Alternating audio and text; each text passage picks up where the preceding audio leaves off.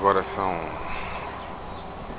11 horas e 5 minutos do dia 9 de outubro de 2010, de manhã de sábado.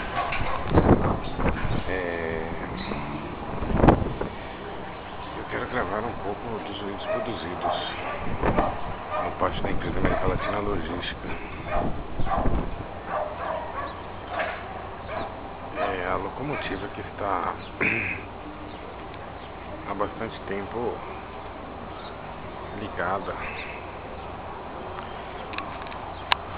atormentando a vida da população residente no entorno desse pátio, do pátio de Manaus Ferroviários em Urbanos.